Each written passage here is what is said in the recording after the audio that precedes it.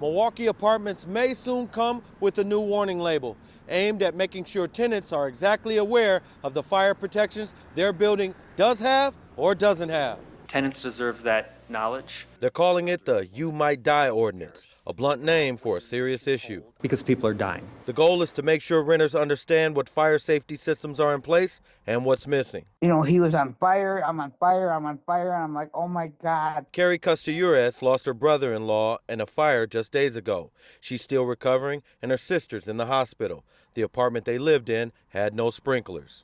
You know, make sure that there's some safety precautions in place. I understand about sprinklers.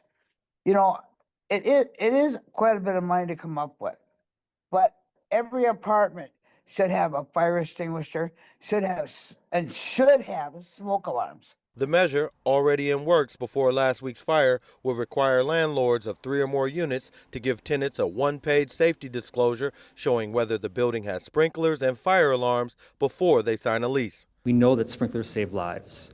We've heard from the fire chief that had these 3 fires in the last couple of months in Milwaukee had sprinklers, we would have fewer dead people in our community. Fire Chief Aaron Lipsky says while the ordinance doesn't mandate sprinklers, it gives renters the knowledge to protect themselves. We're in a stranglehold where we get told all the time, sprinklers are too expensive, sprinklers are too expensive. And they are expensive, and it does cost money, that's real. But human life does have, you know, a cost that I would just automatically place as higher than whatever that cost of a sprinkler is. A property manager I spoke to off camera says he's worried the new safety disclosures could make some renters think twice about signing a lease, and the cost of adding sprinklers might force him to raise rent. The ordinance has passed committee and now heads to the full Common Council on November 23rd.